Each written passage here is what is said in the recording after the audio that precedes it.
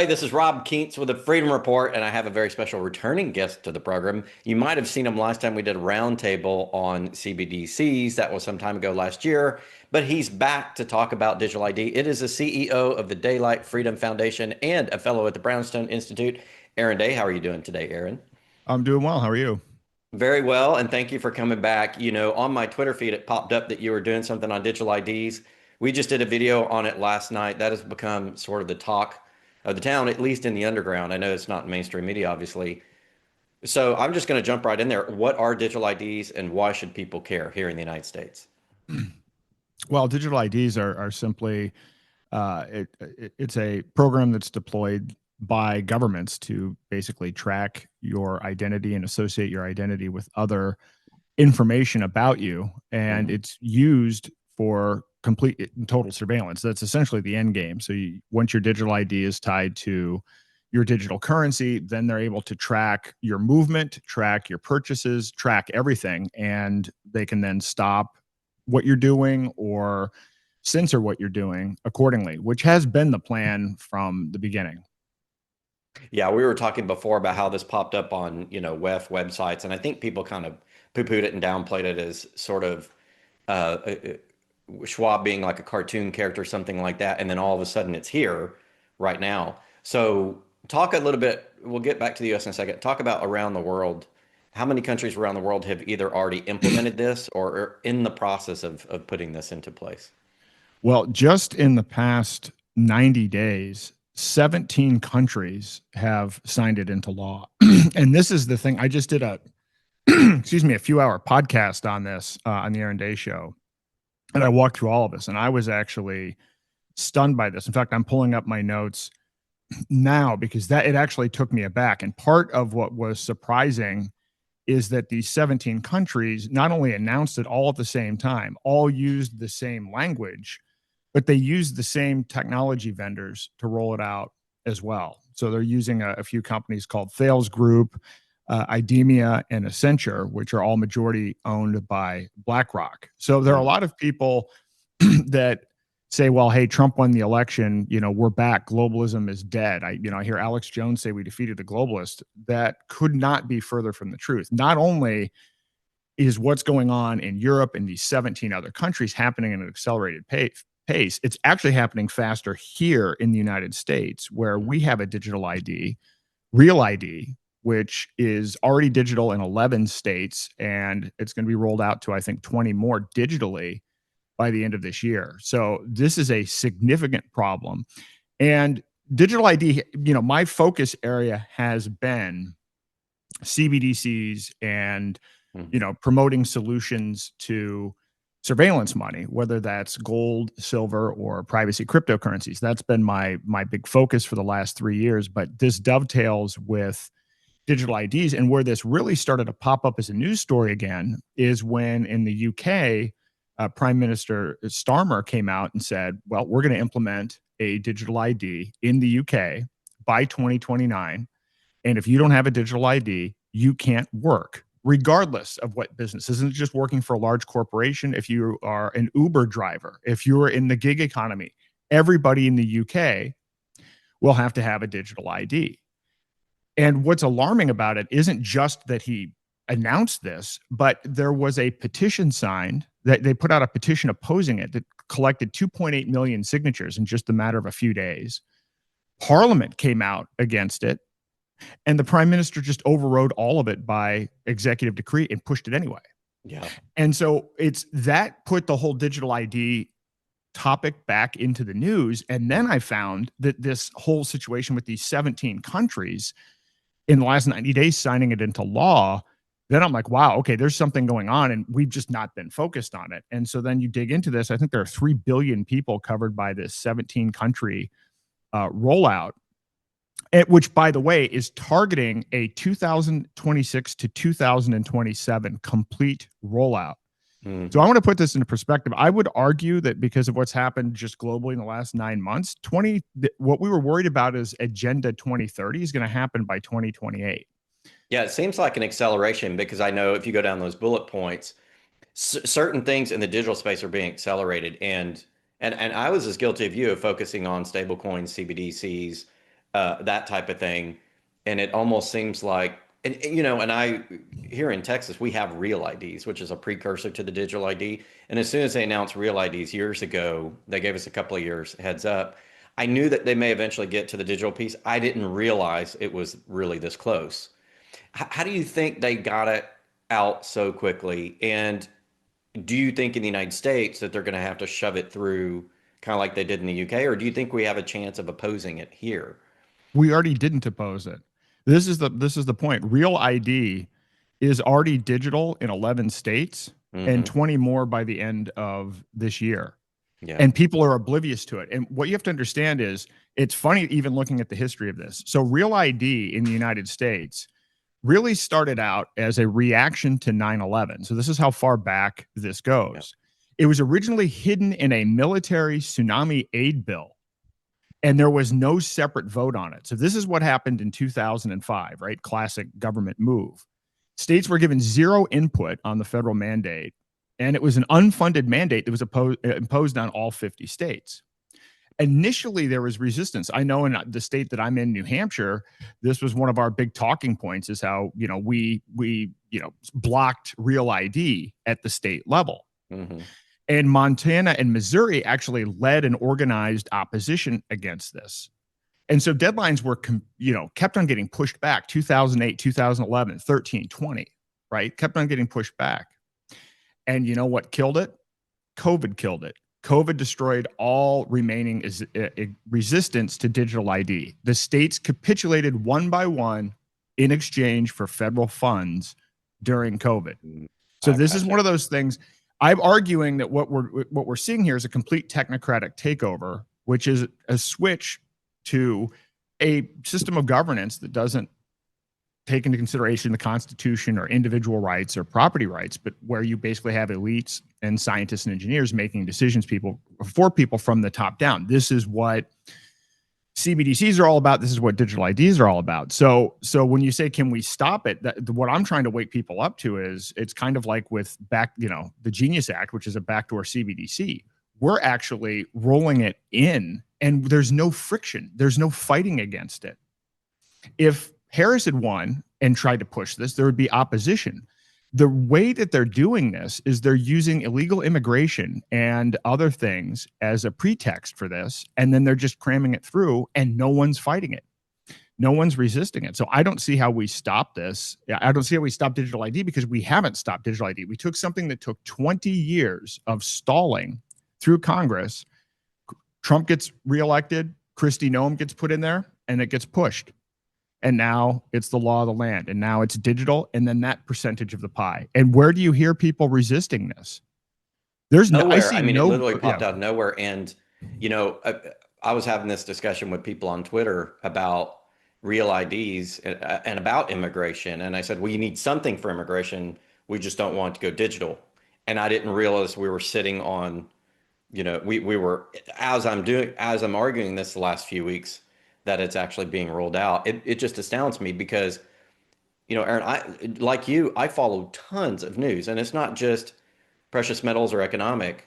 I have news feeds from most of the major outlets overseas, alt outlets, and I haven't seen this being talked about, whether the mainstream media or the alt media, that much until just now.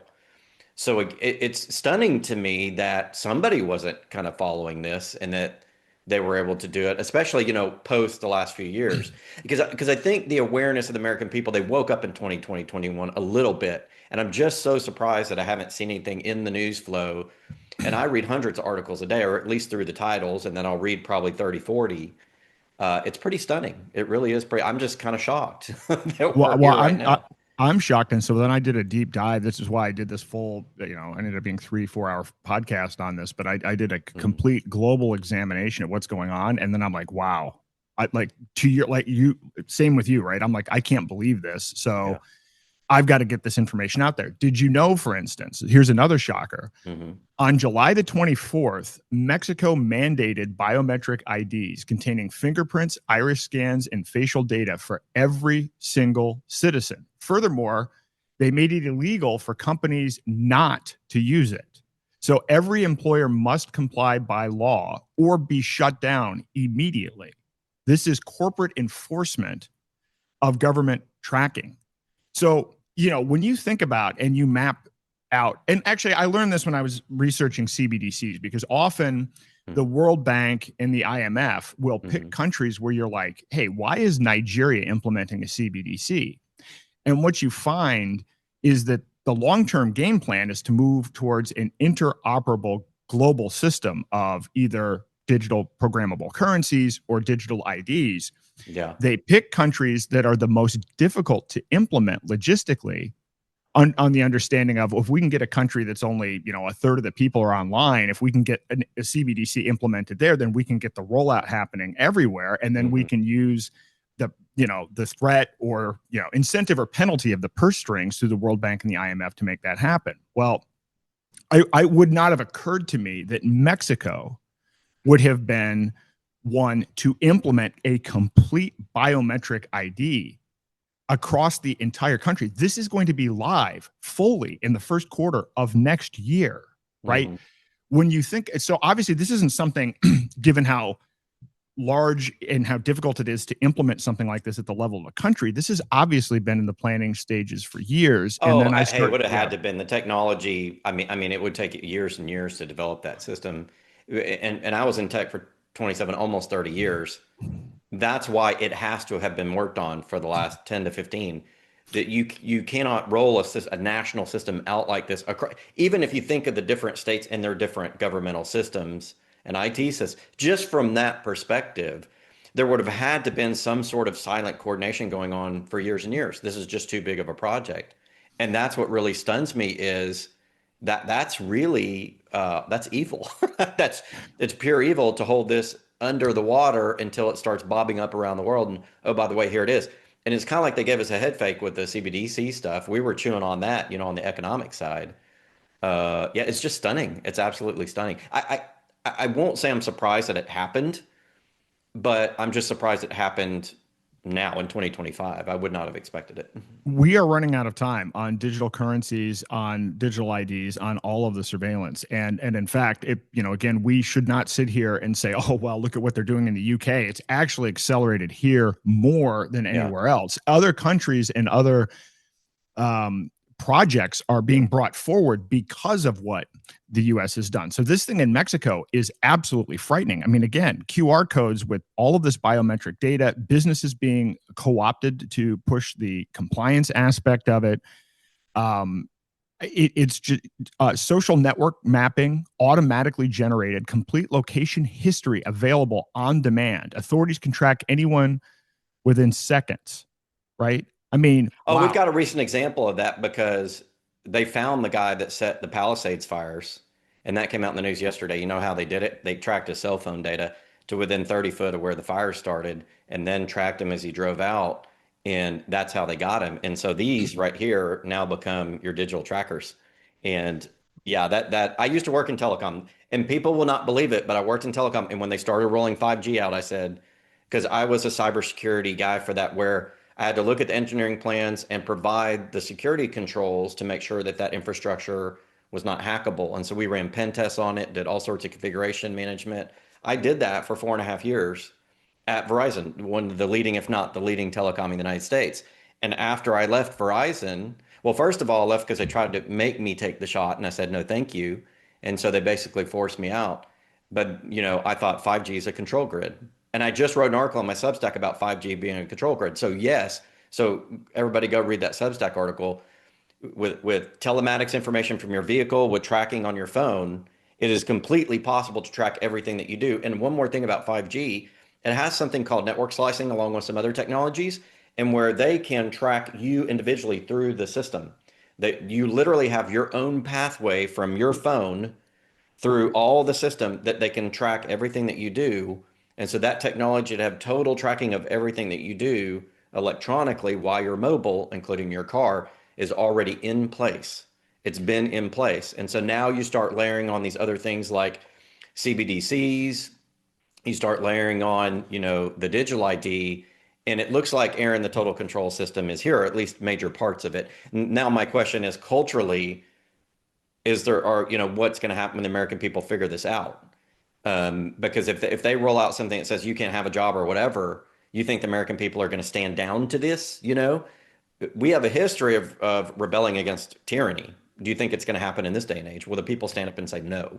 Well, I mean, I'll get to that in a second, but I actually want to go develop a little bit more on what you just said about the 5G network and Yeah. the importance of cell phones in this, because as I was saying earlier, often what will happen is, since this is a globally coordinated situation, they'll pick certain countries to do tests. Well, the most alarming digital ID program right now is going on in Thailand. Thailand has just mandated biometric verification for all SIM cards. Ah, So they're okay. literally using liveness detection that can't be spoofed. Real-time tracking is active on every call. They're not listening to your conversations. They're controlling who's allowed to even have them. So no digital ID means no phone, no internet, no ability to organize resistance. And so biometric registration is now mandatory. Existing numbers are deactivated without compliance. Burner phones are completely eliminated, and anonymous communication is now impossible. So I want everybody to understand this, because this has tied in now to banking. If you don't have a digital ID, you lose access to your bank account in Thailand. So I learned about that a little while ago, actually, before I learned about what's going on with some of these other things. But if you consider that, okay, well, they're testing that. Well, okay, what happens if they try to roll that out here? So this is a complete communications kill switch that has been implemented now in Thailand through the digital ID tracked and tied to your SIM card. As to whether or not we'll put up resistance here, the problem that I have is that all of this is being implemented under Trump, and people are sitting around saying the golden age is here. That DOGE was a joke. I told people DOGE was going to be a joke. What DOGE accomplished I is want to what comment on Elon. that in a minute. Go Yep. ahead and continue, but I have a really strong opinion on that as well. Go ahead. Elon Musk had no interest in cutting spending. The whole point of this, Elon Musk is a technocrat. His grandfather was the head of the Technocrat Party. He has stated publicly that he wants Mars to be a technocracy. And again, this is not applying technology to make things more efficient. This is redefining society where scientists and engineers actually make decisions for people. This is what Musk is producing. What Doge did was connected Palantir to the IRS and other government databases. That information is now going to be tied to real ID, to your digital ID. So what's happened? So if you're sitting there celebrating that we're in the golden age, we have added more surveillance in the last 9 months than in the previous 9 years.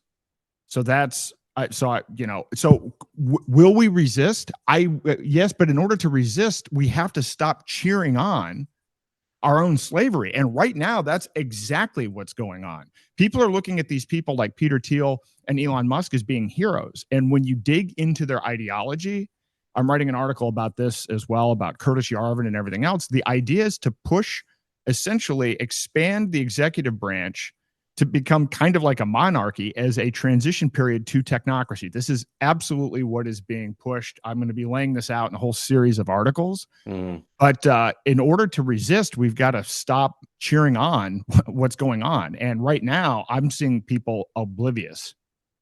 Completely oblivious. The funny thing is about when Trump came in, first, I think I said was one person can't solve all the problems. And second, Doge, I said from the beginning, is going to have problems because, and they came out and admitted it later, it's not that it's wasteful spending as much as it is, it's authorized and you have to unauthorize it via Congress. It was going to require Congress, not a bunch of, 18 to 25-year-old geeks going in and getting access. And I think Catherine Austin Fitts has been screaming about the access that Doge was given to Treasury and Yep. IRS records the entire time. And she says, this is not what you think it is. And people were cheering it on. They're going to get the bad guys. They're going to get the bad guys. Yep. Well, what if they were the bad guys?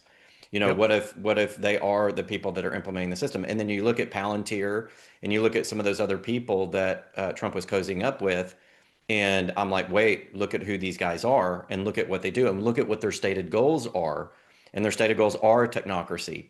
And if you go to Elon Musk, he has stated multiple times that he is a transhumanist. He believes in robotics.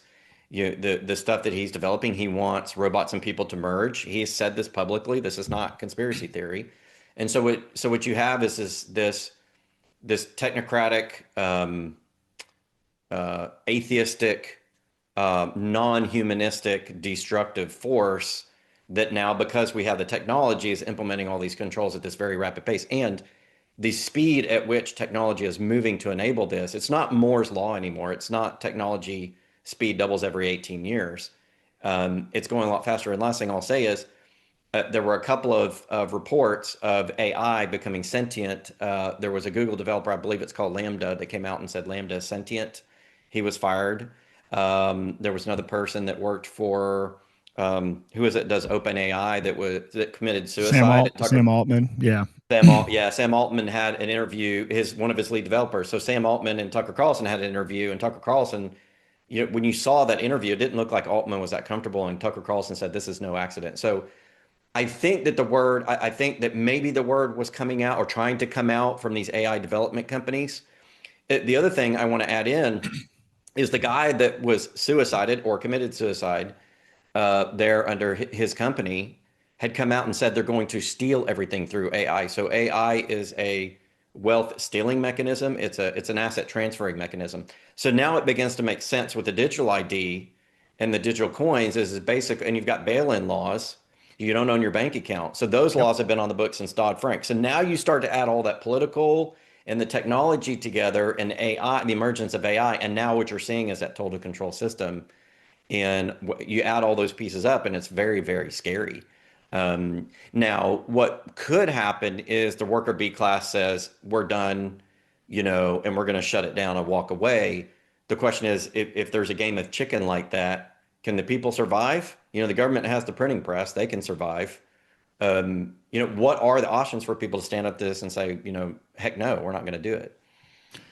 Well, the whole basis of what I've been doing for the last several years, and I've been telling people this, we cannot vote our way out. This has been always about exiting and building.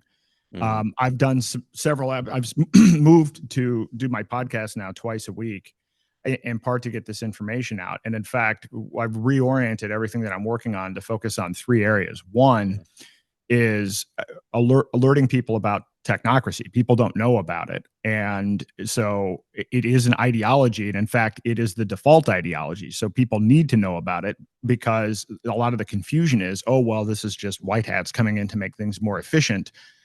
You have to understand what we're up against in order to be able to deal with it. The second I call autonomy reboot, which is the first and the most important thing that we need to do is acknowledge that we have free will and to reclaim our free will. We are being programmed by institutions, whether it's media, politics, sports, entertainment, and increasingly, and probably more important than all of those, are the algorithms that are driving social media, which are designed to manipulate our dopamine, designed to rage bait, designed to put us into particular emotional states. Recognizing that and then exiting and taking that power back is key. And then the third area is building parallel systems. And what I've been focusing on is using a blockchain called 𝙁𝙊𝙇𝙊𝙁, which is a privacy blockchain where you can tokenize other assets. And so what's going on, this whole plan to push technocracy hinges on tokenization. What they're doing is they're creating digital tokens that represent everything that we own, not just money. So a CBDC or a stable coin is a digital token. It's a token that can be programmed, tracked, and censored. Well, they're now going to tokenize everything that we own through what's called the Clarity Act. They're going to do this with stocks, bonds, and commodities. Larry Fink is really excited about this. If you've explored the great taking at all, we've already given away our legal rights to most of the financial instruments that we think that we own, 401ks, ETFs, et cetera. Now what they're going to do is then on top of that, tokenize those. So we end up owning nothing with the click of a mouse button because they've already conditioned us to sign these online click wrap agreements where we give up our rights. And then they're going to tie those, contractual rights to these digital tokens, which they can program with the push of a button. So what I've been doing is trying to build parallel systems where we can tokenize and trade our own assets in a way where the tokens are kept in our own self-custody and they're private. No one can see our transactions. And so that's the third area. And I've been going big on this. I mean, for instance, there's a solution, there's a stable coin, a privacy stable coin called Freedom Dollar, which isn't backed by US Treasuries. It's backed by over collateralized 𝙁𝙊𝙇𝙊𝙁. I won't go into all the details there, but it's pegged to the dollar. but no one can track it, no one can seize it, no one can stop it, and you're not funding US treasuries. There's another application, which is you can make your Bitcoin and Ethereum private using 𝙁𝙊𝙀𝙀𝙍𝙊. There's a point of sale system. I'm working on building a global medical tourism marketplace. My wife and I are building that as an alternative, which for healthcare, which, what you find is if you actually shop around outside of the US, you can save 90 to 95% by going outside of the country and not using our Oh, medical system. to that point, when I was down in Panama City filming a docu-series for Citizens for Sound Money, I went and had my teeth done over there, and it was 70% off. And he was trained per US medical standards, had his doctor, the dentist did, and it was fabulous. Anyway, keep going. Yeah, so the next up is a global food marketplace where you connect farmers and people can buy food, but again, privately using reputation management systems, using online escrow accounts, completely outside of the system.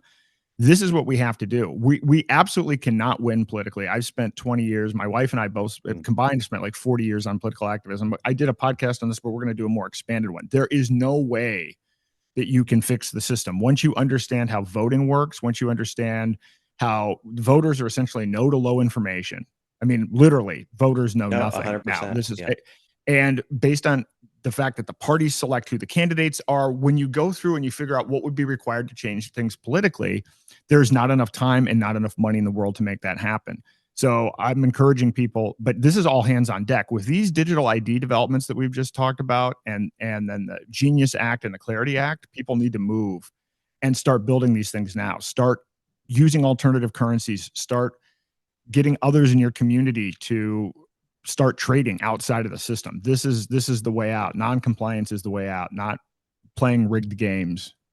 Yeah, it's interesting you said that because you just open up a whole, I was with Citizens for Sound Money for 18 months as a board member. We did legislation in 3 states and all that stuff. And then we were going around the world interviewing people. And when I saw the legislative process up front, talking to members of state Congress and even, at some national sort of think tank or legislative where you create legislative policy, right? Model policy, and talking to people from around the United States at both the federal and state level, you realize you're exactly correct. Most people have no idea what's going on. And while most people who work in government are generally good, money wins because there are these points where people lead the Senate or the House or the governorship or the presidency, at which those are the fulcrum points at which the money comes in and controls, and it can kill legislation or modify legislation or neuter legislation or block it. And so, no, given our current, people think it's all democratic. And first of all, it was a republic, not a democracy. That's the first thing. And it was supposed to be to protect us from the government, not to vote in socialism and this type of slavery. And secondly, where you have these control points, the people can't win because the votes don't matter. The money matters. And we saw legislation killed for as little as $50,000 payment to the Speaker of a House in the state of Florida. So, those are types of things that, and then when I was traveling around internationally and I saw how bad it was in other countries. I mean, I went to the Middle East, I went to the UK, I went to Europe, I went to South America. And the team also went to Africa. I didn't go on that one. When I was in Argentina, I woke up the next to last day and said, there's no point in doing this anymore. And I don't say that to hurt the people that I was working with. People that are going to see this video that I was with at C4SM are going to think that I'm being negative. No, those people, I love them. They're my brothers. But I realized I had to move on into a new role. And I sort of had this knowing that when I came back, a spiritual knowing that when I came back, I had to get off of all these online systems. And I told everybody, and everybody's looking at me like, are you nuts? I've been in technology for 30 years. You've done all this stuff. And like I'm deplatforming myself as much as I can just to get rid of technology in my life. Because like you said, the rage baiting and all that, it affects your own psyche and it affects your focus. But more than that, I think there's a spiritual element to it where I'm just rejecting technology, right? I'm rejecting that being so invasive in my life. And I think I've joined forces with you now, Aaron, in that legislation's not going to solve it and that we need to go to privacy coins, gold and silver. I'm 100% on board with that. I know you've been telling me that now for a couple of years, and I appreciate you doing it because it finally sunk in. But it was much like you, Aaron. I had to see those processes. I had to be shown it until I saw it for myself to where I could say, okay, yes, 100%. We're past the point of using those traditional tools. Now we're basically at the end of the recording. We're going to run out of time on this one.